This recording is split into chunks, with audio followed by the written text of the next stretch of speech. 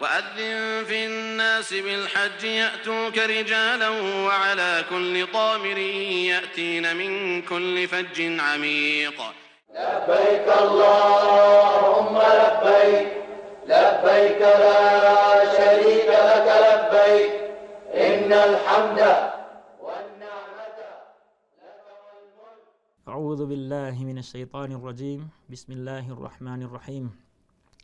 الحمد لله الذي خلق الزمان وفضل بعضه على بعض، فخص بعض الشهور والأيام والليالي بمزايا وفضائل يعظم فيها الأجر ويكثر الفضل رحمة منه بالعباد، ليكون ذلك عونا لهم على الزيادة في العمل الصالح والرغبة في الطاعة وتجديد النشاط، ليحظى المسلم بنصيب وافر من الثواب فيتأهب للموت قبل قدومه ويتزود ليوم الميعاد. Mga kapatid sa pananampalatayang Islam, ang lahat ng papuri ay tanging kay Allah lamang. Magpasalamat tayo kay Allah na nilikha niya ang mga panahon at ginawa niya nahihigit ang iba dito sa iba pa, at itinatangi niya ang ilang mga buwan at mga araw at mga gabi ng mga ilang katangian at kahigitan, na dito ay dinodoble ang mga gantimpala sa ating mga ginagawang pagsamba sa Kanya. Pinaparami niya dito ang Kanyang mga biyaya bilang awa mula sa Kanya sa Kanyang mga alipin, upang ito ay makatulong sa kanila sa pagdagdag o makatulong sa kanila na madagdagan ang kanilang mga mabubuting gawain at madagdagan ang kanilang pagmamahal o madagdagan ang kanilang kagustuhan sa paggawa ng mga pagsunod kay Allah. At upang mabago nila o mas madagdagan pa nila ang kanilang sigasig at makakuha sila ng malalaking gantimpala mula kay Allah, at mapaghandaan nila ang kanilang araw ng kamatayan bago ito dumating sa kanila, at makapagbaon sila para sa kanilang pagbabalik kay Allah. Ibig sabihin ay para sa kanilang pagdating sa kabilang buhay. Mga kapatid na pananampalatayang Islam, ang paksa na ating pag-uusapan ngayon ay tungkol ito sa kabutihan ng 10 araw sa buwan ng Dhul-Hajj. Ito ay unang 10 araw mula sa unang araw ng Dhul-Hijjah hanggang sa ika-10 araw nito sa araw ng Eid.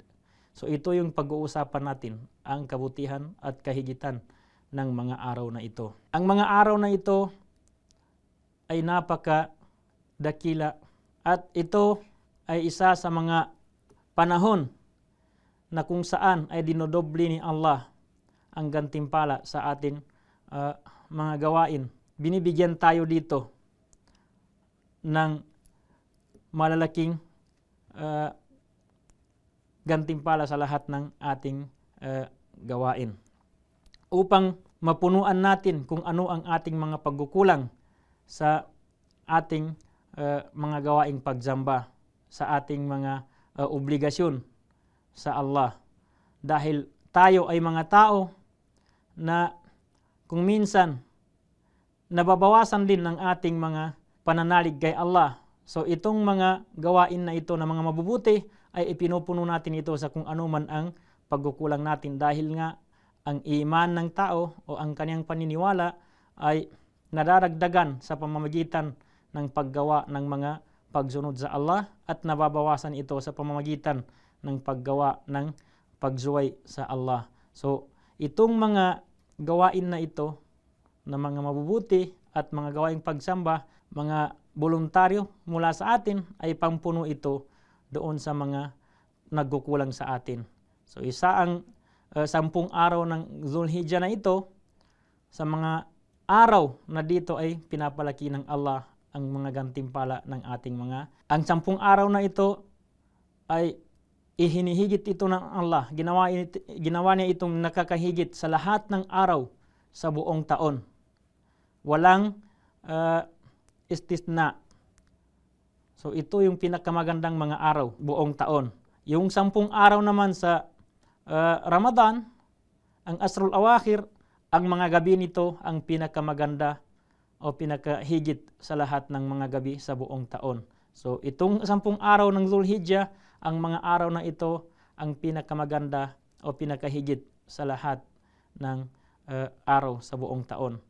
Fa'an Ibn Abbas radhiyallahu anhuma anin Nabi sallallahu alaihi wasallam qala mal amalu fi ayyamin afdalu minha qalu walal jihad qal walal jihad illa rajulun kharaja yukhatiru binafsihi wa malihi falam yarji'u bi shay'in minhu. So rawahul Bukhari. Sinabi ni ng propeta sallallahu alaihi wasallam sa hadis ni Ibn Abbas, mal amalu fi ayyamin afdala minha fi hadhi. Sinabi niya na walang gawain na mabuti na mas mainam pa sa mga gawain dito sa mga araw na ito, yaani ayyamul asr. Ibig sabihin itong unang 10 araw ng Dhul-Hajji. Sinabi ng mga sahaba, mga kasama ng propeta, walal jihad, kahit ba ang paggawa ng jihad o pakikibaka sa landas ni Allah, sinabi ng propeta sallallahu alaihi wasallam, kahit itong jihad o pakikibaka sa landas ni Allah, maliban lamang sa tao na lumabas siya mula sa kanyang bahay para mag-jihad sa kanyang sarili at sa kanyang mga ari-arian at walang natira dito at wala siyang naiuwi dito. Rawahul Bukhari. Ang hadis na ito ay iniulat ni Bukhari. Inda Tirmidhi wa Abi Dawud, sinabi ng propeta sallallahu alaihi wasallam, ma min ayyamin al-amalu salihu fihinna ahabbu ila Allah minhu fi hadhihi al-ayyam al-asr. Qalu walal jihadu fi sabilillah. Qal walal jihadu fi sabilillah illa rajulun kharaja bi nafsihi wa malihi wa lam yarji' min dhalika bi shay'. Sinabi ng propeta sallallahu alaihi wasallam sa isang hadis na ito, ma min ayyamin, walang ibang araw sa mga araw na ang mabuting gawain dito sa mga araw na ito ay mas kaibig-ibig sa Allah maliban lamang sa 10 araw na ito. Ito yung unang 10 araw ng Zulhijjah. Tinanong siya ng mga sahaba o mga kasamahan niya, kahit ang pakikibaka sa landas ni Allah, sinabi ng propeta sallallahu alaihi wasallam, kahit ang pakikibaka sa landas ni Allah, maliban lamang tao na lumabas siya ng kanyang sarili, pumunta siya mismo doon sa lugar, pakikidigma sa landas ni Allah, dala niya yung kanyang mga ari-arian at wala siyang naiuwi dito at doon niya ginasto. Mga hadis ay nagpapatunay o nagpapahiwatig na ang 10 araw na ito ay nakahihigit sa lahat ng araw sa buong taon. Min ghairi istisna shay'in minha. Walang nakakahigit pa dito maliban sa 10 araw na ito. Kahit ang Asrul Awakhir, tulad ng nabanggit natin kanina sa Ramadan, lakin layalil asril awakhir min Ramadani afdal listimaliha ala Lailatul Qadr. Ngunit ang mga gabi sa Asrul Awakhir sa Ramadan, itong huling 10 araw ng Ramadan naman, ang mga gabi nito ay itong pinakahigit na mga gabi dahil nandirito sa mga gabi na ito ang Lailatul Qadr. Ngunit sa araw naman, itong 10 araw na ito ay mas higit ito sa lahat ng araw sa buong taon. Dahil nabanggit natin na ang 10 araw na ito sa Zulhijjah ay mas higit kaysa sa anumang araw sa buong taon, ay pag-usapan natin kung ano ba ang dapat natin o ano ba yung pinakamagandang gawain sa mga araw na ito para tayo ay makakamit natin ang gantimpala ni Allah sa atin. Isa sa mga mabubuting gawain na dapat gawin ng isang Muslim sa 10 araw na ito ay ang pag-aayuno. Sunnah o kanais-nais sa isang Muslim na mag-ayuno o mag-fasting sa 9 na araw, unang 9 na araw ng Dhul-Hijjah, dahil yung ika-10 naman ay Eid. So hindi pwede mag-fasting. So yung 9 na araw mula sa umpisa ng Dhul-Hijjah hanggang sa ika-9 na araw nito ay sunnah o kanais-nais na pagpastingan o pag-ayunuhan ng isang Muslim. Lianna an-Nabiy sallallahu alaihi wasallam hatha 'ala al-amali as-salih fi ayyamil ashr. Dahil ang propeta sallallahu alaihi wasallam iniutos niya na ang paggawa sa mabuti dito sa 10 araw na ito. Wasiyamu min afdalil a'mal, at ang pag-aayuno ay isa sa pinakamabuting mga gawain. Wa qad istafahu Allah Ta'ala li nafsihi kama fil hadis al-qudsi. Dahil ito ay pinili ng Allah, ang pagpapasting na ito ay pinili ng Allah sa kanyang sarili. Sa sinabi niya sa hadisul qudsi, kullu amali bani Adam lahu illa siyam fa innahu li wa ana ajzi bihi. So ito yung sinabi ng Allah Subhanahu wa Ta'ala sa kabutihan ng pagpapasting o pag-aayuno. Lahat ng gawain ng angkan ni Adam ay sa kanya yun, maliban lang sa pag-aayuno, dahil ito ay akin at ako mismo ang magbibigay ng gantimpala nito sa kanila. Akhrajahul Bukhari. At ang propeta sallallahu alaihi wasallam, pinagpapastingan niya itong itong 9 na araw. Sa hadis na naiulat ni Sahih Abi Dawud o Sunan Abi Dawud, kana Nabi sallallahu alaihi wasallam yasumu 9 Dzulhijjah wa yawma Asyura wa 3 ayamin min kulli syahr. Awalu itsnainin minas syahr wa khamisain.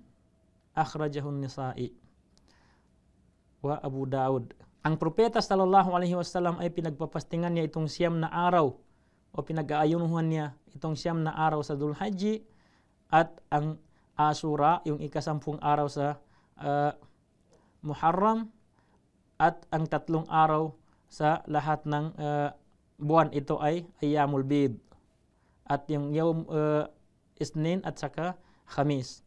So lahat ng yan ay pinagpapastingan ng propeta sallallahu alaihi wasallam. Ang ikalawa sa pinakamagandang gawain sa mga araw na ito ay ang pagtakbir.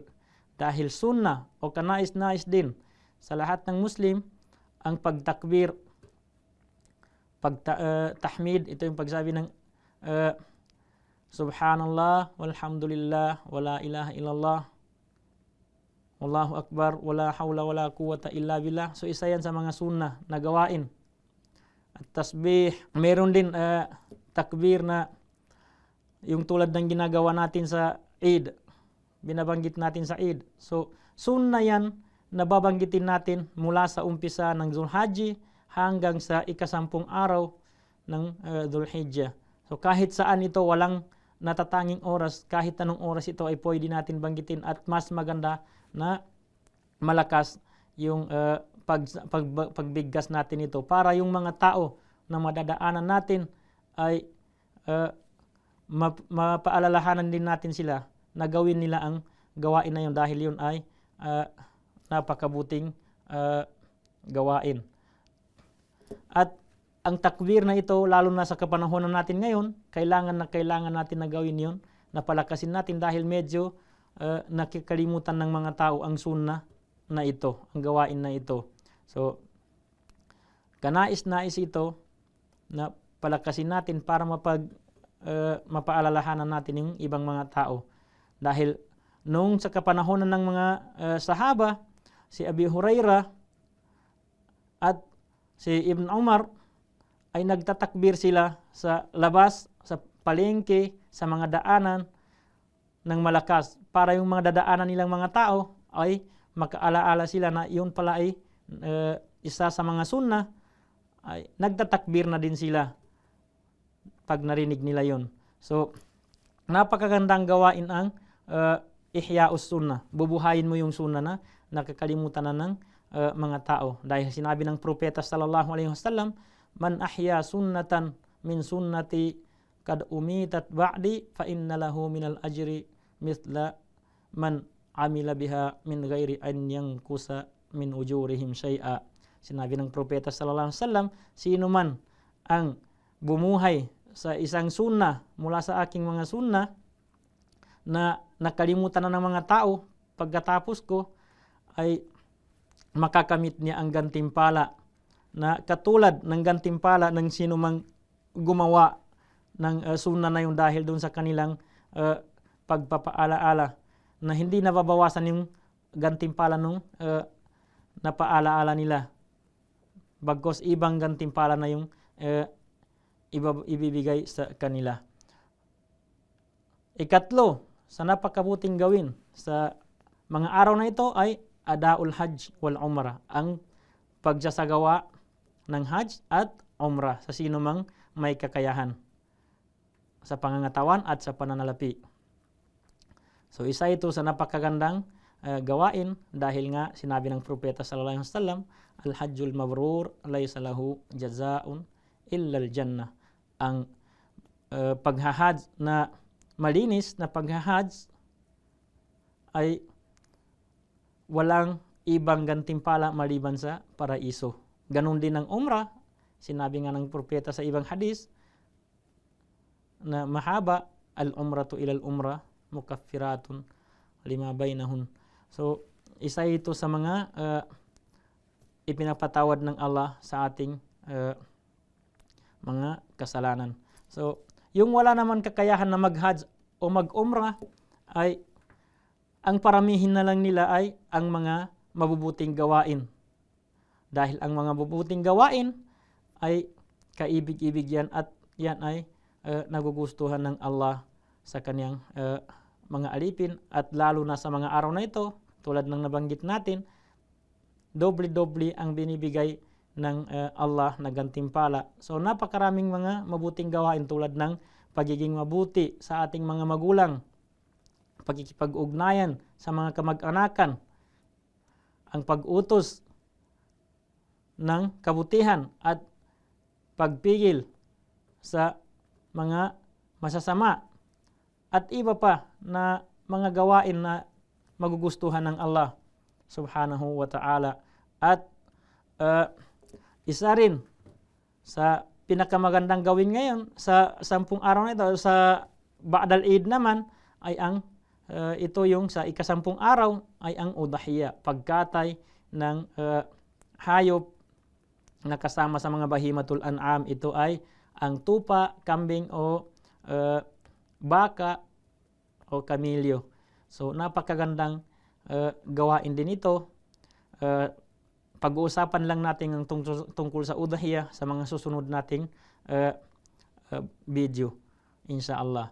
So yun, at iba pa na marami pang hindi natin nabanggit na mga gawain, ngunit dapat na magsikap tayo bilang mga Muslim na gumawa ng mga mabuti, dahil tulad ng sinabi ko sa inyo kanina sa umpisa, na ang mga nagawa natin dito sa mga sunnah, sa yung mga ginagawa natin na hindi obligado, mga voluntaryo natin ginagawa, ay kasama yun sa mga ipinupuno o ipinapalit ng Allah sa mga pagkukulang natin sa mga obligasyon natin bilang mga Muslim na hindi natin masyadong nagagampanan. So, ipanalangin natin kay Allah, nagabayan na tayo sa paggawa ng mga mabuti, patatagin niya ang ating mga puso, pananalig sa Kanya. So, hanggang dito na lang. Assalamualaikum warahmatullahi wabarakatuh. وأذن في الناس بالحج يأتوك رجالا وعلى كل ضامر يأتين من كل فج عميق. لبيك اللهم لبيك لبيك لا شريك لك لبيك إن الحمد